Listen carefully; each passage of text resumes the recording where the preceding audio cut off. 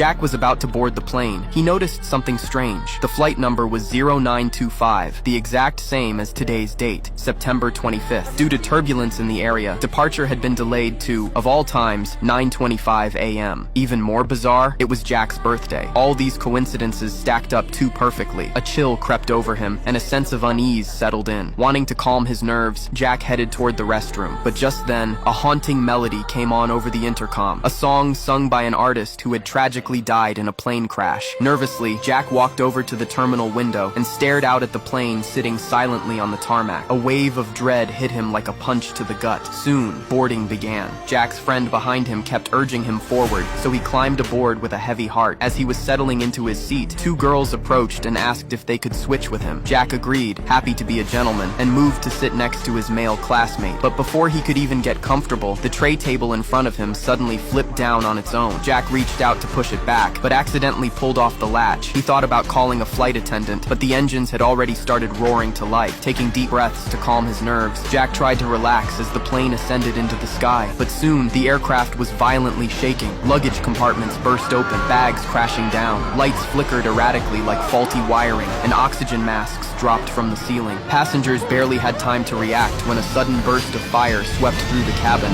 swallowing everything in an instant. Jack jolted awake, drenched in sweat. In front of him, the exact same two girls were asking to switch seats, just like in the dream. Heart pounding, Jack scrambled to the seat next to his friend and cautiously reached for the tray table latch. Sure enough, it came off just like in the dream. Everything was exactly the same. Terrified, Jack shouted to warn everyone that the plane was going to crash. His twisted expression and frantic tone made people think he had completely lost it. Flight attendants restrained him and dragged him off the aircraft. His classmates, reluctantly, had to leave with him. Their teacher pleaded with the airline crew, hoping the rest of the students could still reboard, but the captain was having none of it. This kind of disruption had clearly crossed a line. Helpless, they stood at the terminal window and watched the plane slowly taxi away. Some classmates accused Jack of ruining everything. A fight broke out, and security had to step in to separate them. Then, without warning, the night sky lit up in a fiery explosion. Within seconds, the terminal's glass walls shattered from the blast. Everyone stood frozen in horror.